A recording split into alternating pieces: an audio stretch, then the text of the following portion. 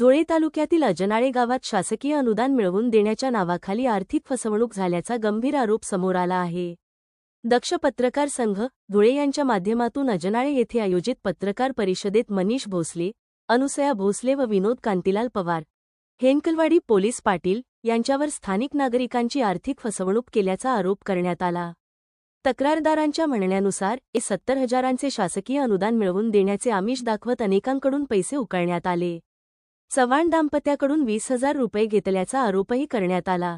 पैसे परत मागितल्यावर शिवीगाळ, जीवे मारण्याच्या धमक्या तसेच शासकीय लाभ बंद करण्याची धमकी दिल्याचा आरोप करण्यात आला आहे।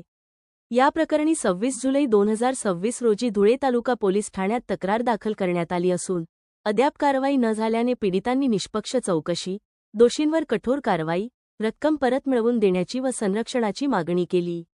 पत्रकार परिषदेला दक्ष पत्रकार संघाचे संस्थापक अध्यक्ष बापू बागुल, सामाजिक कार्यकर्ते विनोद चव्हाण, गौतमभाऊ पगारे, शबनम चौरे, रजनी चौरे, योगिता चव्हाण, नगीना भोसले, अनुसया भोसले, गंगोत्री चव्हाण, सारिका चौरे, ज्योती चौरे यांच्यासह अनेक महिला तक्रारदार व ग्रामस्थ मोठ्या संख्येने उपस्थित होते।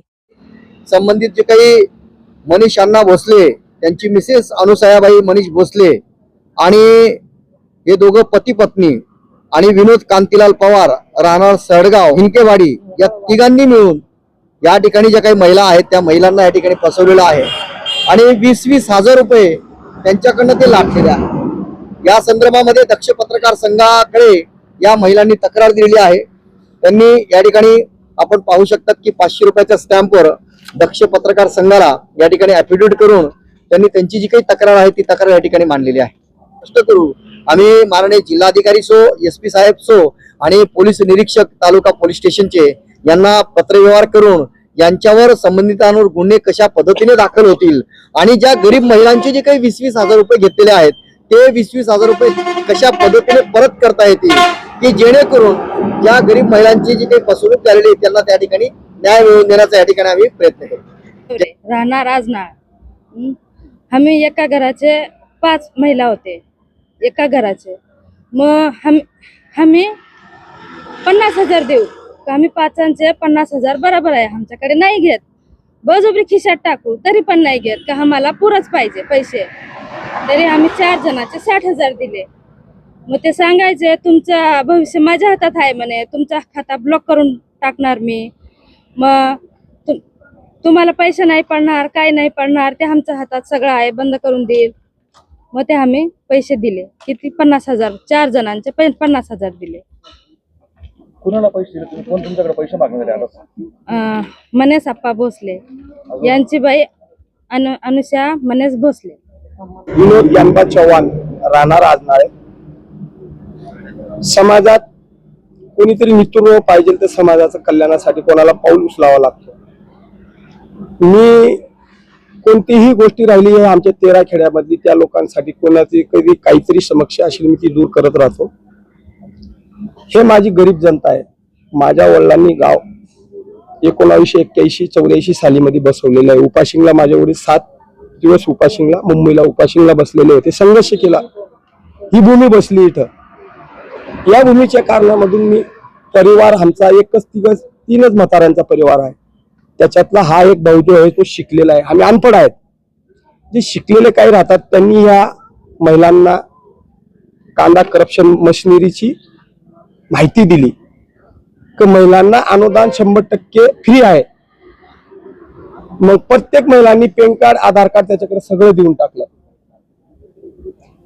त्याच्यात माझी मिसेस भाग्यश्री विनोद चव्हाण, दुसरी माझी मिसेस आहे रोशनी विनोद चव्हाण, माझी सुनबाई, माझ्या लहान भावाची मिसेस, माझी एक काकू, असे 5 बायांनी मला नाव विचारताना डॉक्युमेंट देऊन टाकलं।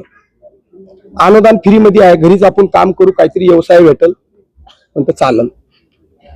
त्या संदर्भात जेव्हा आमच्याकडे मशिनरी आले त्या टायमाला आम्हाला सांगलं गेलं की 12 लाखचं कर्ज आहे, त्याच्यात तुम्हाला 4 लाख रुपये सरकार अनुदान देत आहे आणि 8 लाख रुपये तुम्हाला फेडावा लागेल।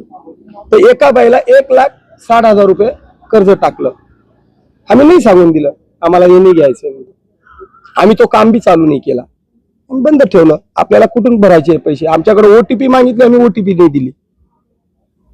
काळ 2 वर्ष झाले, संघर्ष लढला, भानगडी झाली, केशी झाल्या आमच्या मनीष आप्पा भोसलेवर. त्याच्यानंतर मग 1 तारीख 6वा महिना 2026 ला 70,000 रुपये अनुदान महिलांना सरकाराकडून भेटले. त्या संबंधात मग त्यांनी प्रत्येक बाईला जाऊन धमकी दिली, मला 20,000 रुपये साहेबांनी सांगितलेले आहे.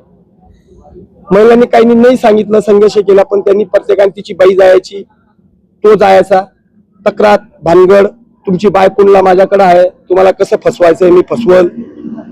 सोबत तो त्याचा एक अजून मित्र विनोद कांतीलाल पवार, तो सोबत राहून हे तिघांची शाळा. महिलांना सांगितलं, महिला माझ्याकडे आले, असं असं भाऊ झालेलं आहे. मी त्यांना घेऊन पोलीस स्टेशन गेलो, दादांना फोन लावला, दादा नाशिकला होते. त्यावेळेस त्यांनी 2:30 माझ्या भावाला फोन केला आणि त्यांनी सांगितलं दिनांक 26/7/2026 2:30 त्यांनी फोन केला की तुझ्या भावाला प्रेमात भाषेत सांगतोय, त्याला परत बोलून घे. बायांनी कधी माझ्यावर गुन्हा दाखल केला तर मी त्याला सोडणार नाही, मी आयुक्तपर्यंत मी जाईल आणि त्याला कशाच्या मॅटर मध्ये मी फसवल, त्याला ठार मारल. माझ्या भावाचा फोन आला, त्याच क्षणी मी पोलीस स्टेशनला सांगितलं, दादांना सांगितलं, दादांनी सांगितलं तर तुला अर्जंट तक्रार द्यावा लागेल. मी तक्रार दिली. त्याच दिवशी मला ठार मारण्याची धमकी दिलेली आहे. हे आपण ठार मारण्याचं या मला जेलीत टाकायचं या मी मेलो समाजासाठी मेलो तर चांगला आहे. काही चांगलं काम करण्यासाठी माणूस मेला या जेलीत गेला त्याच्यासाठी चांगला आहे. तू शिकलेला आहे, लोकांचे तू जे कल्याण केलेलं आहे ते मी आभार मानतो तुझा. पण असं फसून काही बाया विधवा आहेत, काही बाया अपंग आहेत, त्यांच्याकडून बी तू 20,000 रुपये घेतो, तो समाजात तुझा राहून काय फायदा.